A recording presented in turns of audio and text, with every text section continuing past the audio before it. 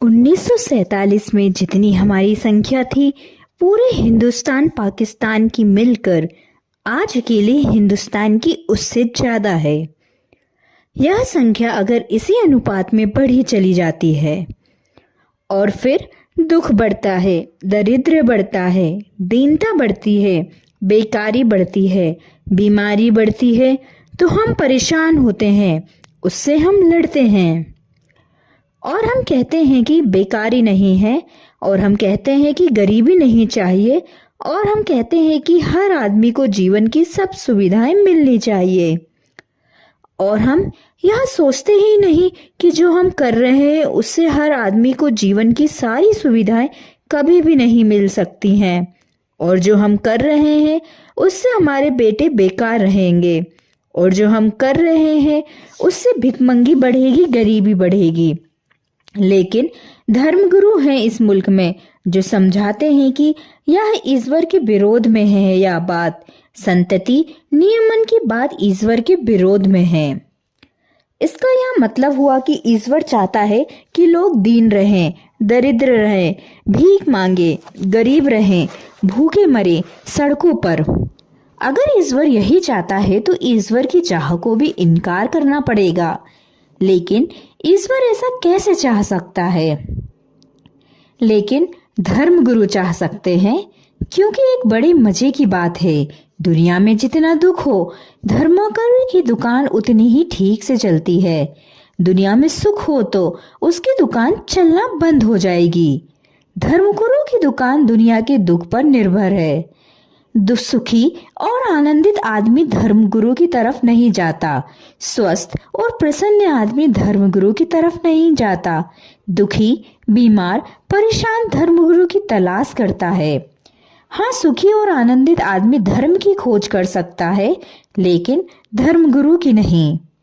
सुखी और आनंदित व्यक्ति अपनी तरफ से सीधा परमात्मा की खोज पर जा सकता है, लेकिन किसी का सहारा मांगने नहीं जाता। दुखी और परेशान आदमी आत्मविश्वास खो देता है, वह किसी का सहारा चाहता है, किसी गुरु के चरण चाहता है, किसी का हाथ चाहता है, किसी का मार्गदर्शन चाहता है। दुनिया में जब तक दुख है तभी तक धर्मगुरु टिक सकता है। धर्म तो टिकेगा सुखी हो जाने के बाद भी, लेकिन धर्मगुरु के टिकने का कोई उपाय नहीं है। इसलिए धर्मगुरु चाहेगा कि दुख खत्म ना हो जाए, दुख समाप्त ना हो जाए। अजीब अजीब धंधे हैं। मैंने सुना है एक रात एक होटल में बहुत देर तक कुछ मित्र आकर शराब पीते रहे, भोजन करते रहे।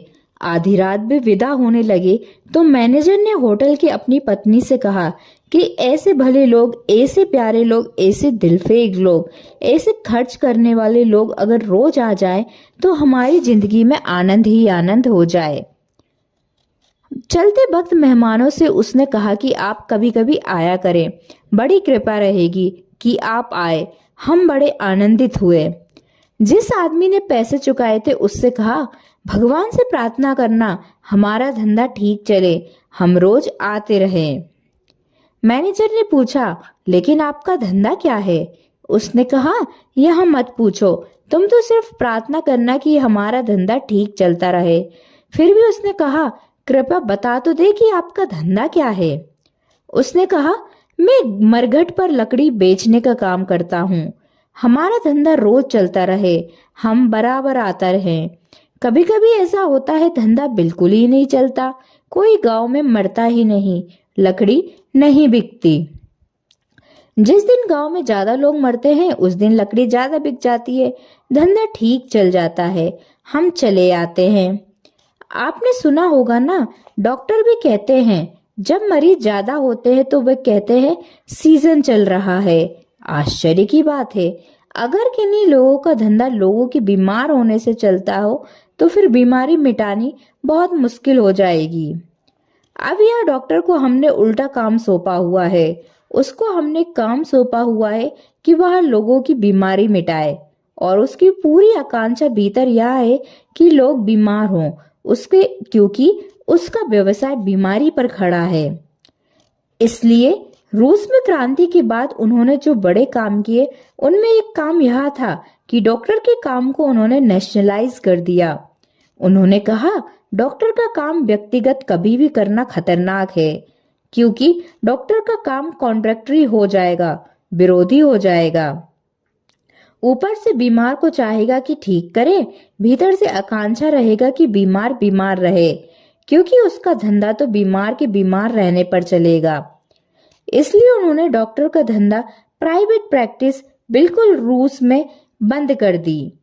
अब डॉक्टर को तनख्वाह मिलती है, बल्कि उन्होंने एक नया प्रयोग किया, और वह यह प्रयोग किया कि अगर एक डॉक्टर को जो एरिया दिया गया है, जो क्षेत्र दिया गया है, उसमें लोग ज्यादा बीमार होते हैं, तो डॉक्टर से एक्सेप्शनल पूछा जाता है कि इस इलाके में इतने लोग ज्यादा क्यों बीमार हैं। अब डॉक्टर को इसकी फिक्र रखनी पड़ती है कि कोई बीमार ना पड़े, तो रूस के स्वास्थ्य में बुनियादी फर्क पड़े। चीन में माओ ने आते से ही वकील के धंधे को नेशनलाइज कर दिया। उसने कहा वकील का धंधा खतरनाक है, क्योंकि वकील का धंधा भी कॉन्ट्राडिक्टरी है। तो वह इसलिए कि न्याय उपलब्ध हो, और उसकी सारी चेष्टा यह रहती है कि उपद्रव हो, चोरियां हो, हत्याएं हो, क्योंकि उस पर उसका धंधा निर्भर करता है। अगर वे न हो तो उसके जीवन का आधार टूट जाएगा। धर्मगुरु का धंधा भी बड़ा विरोधी है। वह चेष्टा तो यह करता है कि लोग शांत हो, आनंदित हो, सुखी हो, लेकिन उसका धंधा इस पर निर्भर है कि लोग अशांत रहें, दुखी हो, बेचैन हो, परेशान हो, क्योंकि अशांत लोग ही उसके पास पूछने आते हैं कि हम शांत कैसे हों। दुखी आदमी उसके पास आता है कि हमारा दुख कैसे मिटे। दीन दरिद्र उसके पास आता है कि हमारी दीनता दरिद्रता का अंत कैसे हो। धर्मगुरु का धंधा निर्भर है लोगों के बढ़ते हुए दुख पर। इसलिए जब भी दुनिया में दुख बढ़ जाता है, तब धर्मगुरु एकदम प्रभावित हो जाता है। अनैतिकता बढ़ जाए तो धर्मगुरु प्रभावी हो जाता है, क्योंकि वह नीति का उपदेश देने लगता है। धर्मगुरु निर्भर ही इस बात पर है। इसलिए धर्मगुरु तो विरोध करेगा। वह कहेगा कि नहीं, अगर लोग कम होंगे, सुखी होंगे, तो बड़ी मुश्किल हो जाएगी। और भी एक ध्यान रखने की बात है कि धर्मगुरु सारी बातों को ईश्वर पर थोप देता है, और सारी दुनिया के सब धर्मगुरु ने सब बातें ईश्वर पर थोप दी हैं। और ईश्वर कभी गवाही देने आता नहीं कि उसकी मर्जी क्या है, तो वह क्या चाहता है, उसकी क्या इच्छा है। इंग्लैंड और जर्मनी अगर युद्ध में हो, तो इंग्लैंड का धर्मगुरु समझाता है कि ईश्वर की इच्छा है कि इंग्लैंड को जिताना, और जर्मनी का धर्मगुरु समझाता है कि ईश्वर की इच्छा है जर्मनी को जिताना। जर्मनी में उसी भगवान से प्रार्थनाएं की जाती हैं, अपने देश को जिताओ, और इंग्लैंड में पादरी और पुरोहित प्रार्थना करते हैं कि हे भगवान, अपने देश को जिताओ। ईश्वर की इच्छा पर हम अपनी इच्छा थोपते रहे हैं। ईश्वर बेचारा बिल्कुल चुप है, उसका कुछ पता ही नहीं चलता कि उसकी इच्छा क्या है। अच्छा हो कि हम ईश्वर पर अपनी इच्छाएं ना थोपे, बल्कि हम जीवन को सोचे, समझे और वैज्ञानिक रास्ता निकालें। यह भी ध्यान में रखने योग्य है कि जितना समाज समृद्ध होता है, उतने कम बच्चे पैदा करता है। गरीब समाज ज्यादा बच्चे पैदा करता है। दीन और दरिद्र और भिखारी समाज और ज्यादा बच्चे पैदा करता है। कुछ कारण हैं। जितना कोई समृद्ध हो जाता है, आपने कभी ना सुना होगा। अक्सर तो यह होता है, हिंदुस्तान में अक्सर होता है कि बड़े आदमी को अक्सर बेटे गोद लेने पड़ते हैं। जितना समृद्ध कोई होता चला जाता है, उतने बच्चे कम पैदा होते हैं। जितना दुखी दीन दरिद्र होता है, उतने ज्यादा बच्चे पैदा होते हैं। कुछ कारण हैं।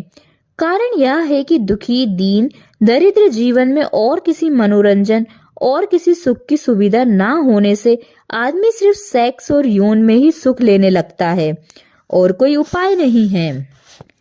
एक अमीर संगीत भी सुनता है, साहित्य भी पढ़ता है, चित्र भी देखता है, टेलीविजन भी देखता है, घूमने भी जाता है, पहाड़ की यात्रा भी करता है, उसकी शक्ति बहुत दिशाओं में बह जाती है। एक गरीब आदमी के पास शक्ति बहाने का कोई उपाय नहीं रहता, उसके मनोरंजन का कोई उपाय नहीं, क्योंकि सब मनोरंजन खर्चीले हैं। सिर्फ एक सेक्स ऐसा मनोरंजन है जो मुफ्त उपलब्ध है। इसलिए गरीब आदमी बच्चे इकट्ठे करता चला जाता है, वह बच्चे पैदा करता चला जाता है। गरीब आदमी इतने बच्चे इकट्ठा कर लेता है कि गरीबी और बढ़ती चली जाती है। एक विशिष्ट सर्कल पैदा हो जाता है। गरीब ज्यादा बच्चे पैदा करता है, गरीब के बच्चे और गरीब होते हैं, वे और बच्चे पैदा करते जाते हैं और देश गरीब से गरीब होता चला जाता है। किसी न किसी तरह गरीब आदमी की इस भ्रामक स्थिति को तोड़ना जरूरी है। इसे तोड़ना ही पड़ेगा, अन्यथा गरीबी का कोई पारावार न रहेगा। गरीबी इतनी बढ़ जाएगी कि जीना असंभव हो जाएगा। इस देश में तो बढ़ ही गई है और जीना करीब करीब असंभव है। कोई मान नहीं सकता कि हम जी रहे हैं। अच्छा हो जाए कि हम धीरे धीरे मर रहे हैं। जीने का क्या अर्थ है? जीने का इतना ही अर्थ है, हम एग्जिस्ट करते हैं, हमारा अस्तित्व है। हम 2 रोटी खा लेते हैं, पानी पी लेते हैं और कल तक के लिए और जी जाते हैं। लेकिन जीना ठीक अर्थों में भी तभी उपलब्ध होता है जब इन्फ्लुएंस, समृद्धि उपलब्ध हो। जीने का अर्थ है ओवरफ्लोइंग। जीने का अर्थ यह है जब कोई चीज हमारे ऊपर से बहने लगे। एक फूल है, आपने कभी ख्याल किया है कि फूल कैसे खिलता है? पौधे पर। अगर पौधे को ठीक खाद न मिले, ठीक पानी न मिले तो पौधा जिंदा रहेगा, लेकिन फूल नहीं खिलेगा। फूल ओवरफ्लोइंग है। जब पौधे में इतनी शक्ति इकट्ठी हो जाती है कि अब पत्तों को, जड़ों को, शाखाओं को कोई जरूरत नहीं रह जाती। कुछ अतिरिक्त जब पौधे के पास इकट्ठा हो जाता है तब फूल खिलता है। फूल जो है वह अतिरिक्त है, इसलिए फूल सुंदर है। वह अतिरेक है, वह बहाव है, वह किसी चीज का बहुत हो जाने से बहाव है। जीवन में सभी सौंदर्य अतिरेक हैं, सभी सौंदर्य ओवरफ्लोइंग हैं, ऊपर से बह जाना है। जीवन का सब आनंद भी अतिरेक है। जीवन में जो भी श्रेष्ठ है वह सब ऊपर से बहा हुआ है। महावीर और बुद्ध राजाओं के बेटे हैं, कृष्ण और राम भी राजाओं के बेटे हैं। यह ओवरफ्लोइंग है। ये फूल जो खिले ये गरीब के घर में नहीं खिल सकते थे। कोई महावीर गरीब के घर में पैदा नहीं होता, कोई बुद्ध भी गरीब के घर में पैदा नहीं होता, और कोई राम भी नहीं और कोई कृष्ण भी नहीं। गरीब के घर में ये फूल नहीं खिल सकते। गरीब सिर्फ जी सकता है। उसका जीना इतना न्यूनतम है कि उसमें फूल खिलने का उपाय नहीं है। वह गरीब पौधा है। वह किसी तरह जी लेता है, किसी तरह उसकी पत्ते भी हो जाते हैं, किसी तरह शाखाएं भी निकल आती हैं। ना तो वह पूरी ऊंचाइयां ग्रहण कर पाता है, ना सूरज को छू पाता है, ना आकाश की तरफ उठ पाता है, ना उसमें फूल खिल पाते हैं। क्योंकि फूल तो अभी खिल सकते हैं जब पौधे के पास जीने से अतिरिक्त शक्ति इकट्ठी हो जाए। जीने से जो अतिरिक्त इकट्ठा होता है तभी फूल खिलते हैं। ताजमहल भी वैसा ही फूल है। वह अतिरेक से निकला हुआ फूल है। जगत में जो भी सुंदर है, साहित्य है, काव्य है, संगीत है, वह सब अतिरेक से निकले हुए फूल हैं। गरीब की जिंदगी में फूल कैसे खिल सकते हैं? लेकिन हम रोज अपने को गरीब करने का उपाय करते चले जाएं। और ध्यान रहे, जीवन में जो सबसे बड़ा फूल है परमात्मा का, वह संगीत, साहित्य, काव्य और चित्र और जीवन के छोटे आनंद से भी ज्यादा जब शक्ति ऊपर इकट्ठी होती है तब वह परम फूल खिलता है परमात्मा का। लेकिन गरीब समाज उस फूल के लिए कैसे उपाय बना सकता है? गरीब समाज रोज दीन होता है, रोज हीन होता चला जाता है। गरीब बाप 2 बेटे पैदा करता है तो अपने से दुगने गरीब पैदा कर देता है, उसकी गरीबी भी बट जाती है। हिंदुस्तान कई सैकड़ों सालों से अमीरी नहीं बांट रहा है, सिर्फ गरीबी बांट रहा है। जब एक बाप अपने 4 बेटों में विभाजन करता है तो बाप की संपत्ति नहीं बढ़ती। संपत्ति तो है ही नहीं, बाप ही गरीब था, बाप के पास ही कुछ ना था। वह खुद ही कभी नहीं जी पाया कि अतिरेक का फूल खिल पाए। बाप सिर्फ अपनी गरीबी बांट देता है और 4 और चौगने गरीब समाज में खड़ा कर देता है। और विशियस सर्कल, दुष्चक्र यह है, वे 4 बेटे गरीब होने की वजह से सेक्स में ही रस खोजेंगे और बच्चे पैदा करते चले जाएंगे। हाँ, धर्मगुरु सिखाते हैं ब्रह्मचर्य। वे कहते हैं कि गरीब को भी अगर बच्चे नहीं पैदा करना है तो वह ब्रह्मचर्य का पालन करे। मैंने कहा कि मनोरंजन के सब साधन उसे बंद हैं और धर्मगुरु कहते हैं कि यह एक साधन और मनोरंजन का उसके जीवन में थोड़ा जो रस है वह इसको भी ब्रह्मचर्य से बंद कर दे। तब तो गरीब आदमी मर गया। वह चित्र देखने जाता है तो रुपया खर्च होता है, वह संगीत सुनने जाता है तो रुपया खर्च होता है, वह किताब पढ़ने जाता है तो रुपया खर्च होता है। एक सस्ता और मुफ्त मिला साधन था। धर्मगुरु कहता है ब्रह्मचर्य से वह उसे भी बंद कर दे। इसलिए धर्मगुरु समझाते रहते हैं ब्रह्मचर्य की बात। कोई उनकी सुनता नहीं, खुद धर्मगुरु ही नहीं सुनते हैं अपनी बात। कोई नहीं सुनता, वह बकवास बहुत लंबी चल चुकी है, उससे कोई परिणाम नहीं हुआ, उससे कोई हित भी नहीं हुआ। विज्ञान ने ब्रह्मचर्य की जगह एक नया उपाय दिया है जो सर्वसुलभ हो सकता है। वह है संतति नियमम के कृत्रिम साधन, जिनसे व्यक्ति को ब्रह्मचर्य में बंधने की जरूरत नहीं है।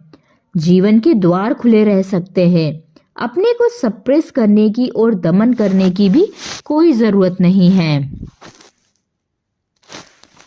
और यह भी ध्यान रहे, जो व्यक्ति एक बार अपनी यौन की प्रवृत्ति को जोर से दबा दे अपने भीतर, वह व्यक्ति सदा के लिए गहरे अर्थों में रुग्ण हो जाता है। यौन की वृत्ति से मुक्त हुआ जा सकता है, लेकिन यौन की वृत्ति को दबाकर कोई भी मुक्त नहीं होता। यौन की वृत्ति से मुक्त हुआ जा सकता है अगर यौन में निकलने वाली शक्ति किसी और आयाम में, किसी और दिशा में प्रभावित हो जाए तो मुक्त हुआ जा सकता है। एक वैज्ञानिक मुक्त हो जाता है बिना किसी ब्रह्मचर्य के, बिना राम राम का पाठ किए, हनुमान चालीसा पढ़े। एक वैज्ञानिक मुक्त हो जाता है क्योंकि सारी ऊर्जा विज्ञान की खोज में लग जाती है। एक चित्रकार भी मुक्त हो जाता है, एक संगीतज्ञ भी मुक्त हो जाता है, एक परमात्मा की खोज भी मुक्त हो सकता है। ध्यान रहे, लोग कहते हैं ब्रह्मचर्य शर्त है परमात्मा की खोज की। मैं कहता हूँ यह बात गलत है। हाँ, परमात्मा की खोज में जाने वाला ब्रह्मचर्य को उपलब्ध हो जाता है।